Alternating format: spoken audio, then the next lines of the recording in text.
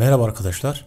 Bugün sizlere kutsal ip ile yapılan bağlılık ile ilgili bir ritüelden bahsetmek istiyoruz. Bu ritüel için siyah renkli iki ayrı ip bulundurun. Bu ipler bükümlü veya düz, çift veya tek katlı, kalın veya ince olabilir.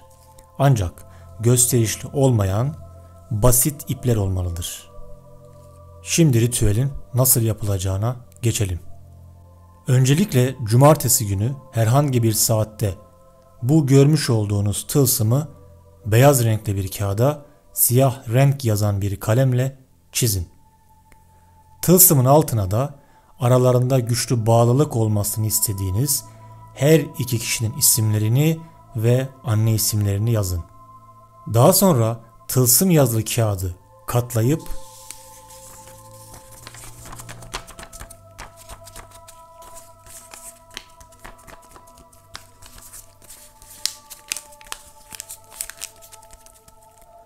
plastik olmayan bir kap içerisine yerleştirin.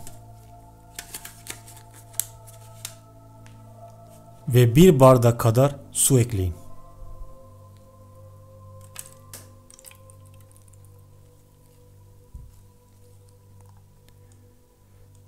Daha sonra aynı kap içerisine iki siyah ip bırakın.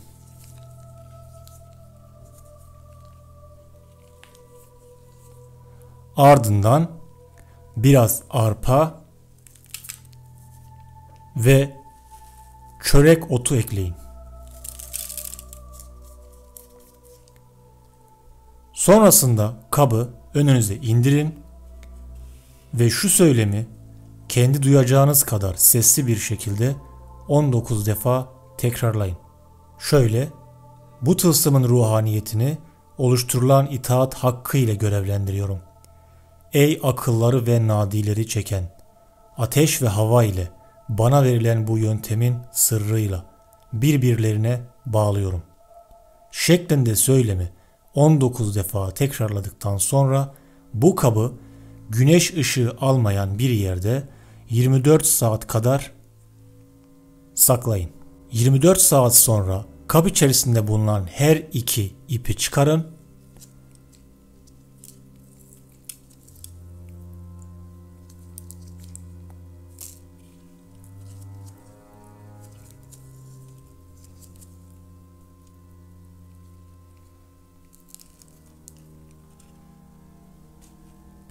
Ve kurutmadan iplerden birine bayanın isim ve anne ismini söyleyerek 3 ayrı düğüm atın.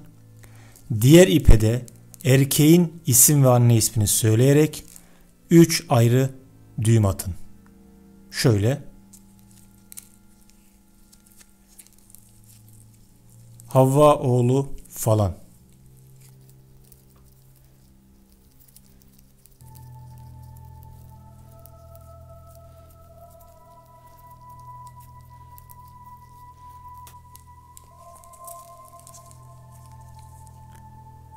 Havva kızı falan.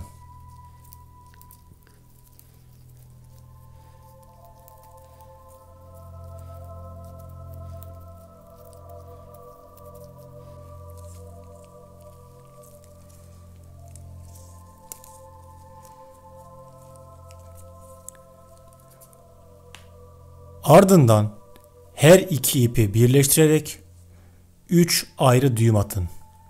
Her iki kişinin isimlerini ve anne isimlerini söyleyerek bir düğüm atın.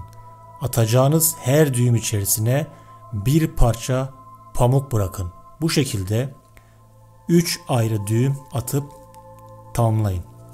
Şöyle.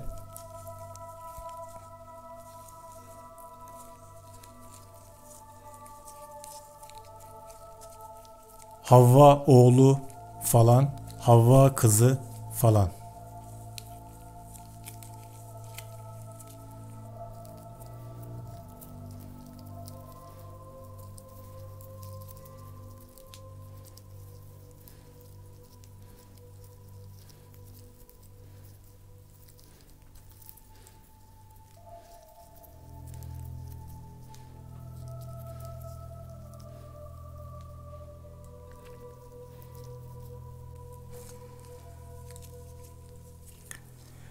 Erkek veya bayandan ikisinden biri oluşturulan bu ipi kuruduktan sonra bileğinde veya üzerinde taşımaya başlayabilir.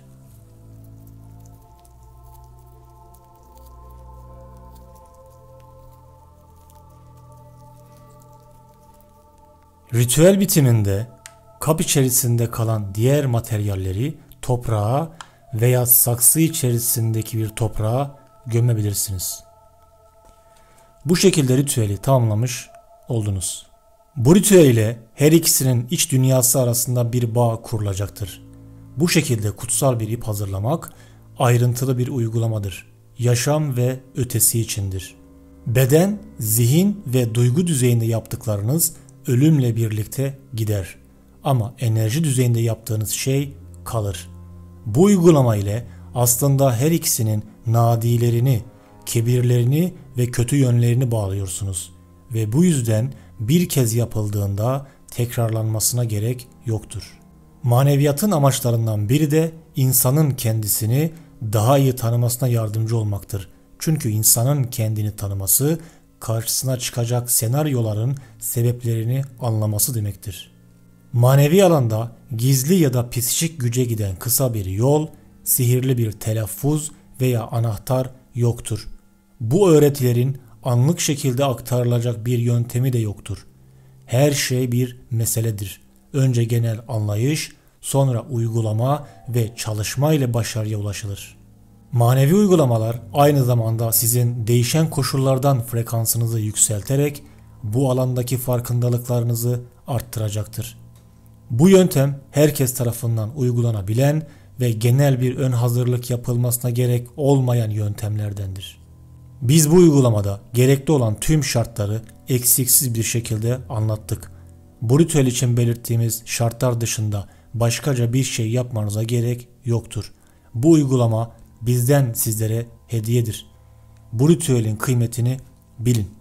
Konuyla ilgili sorularınızı açıklama kısmında bulunan e-posta adresine gönderebilirsiniz. Teşekkürler.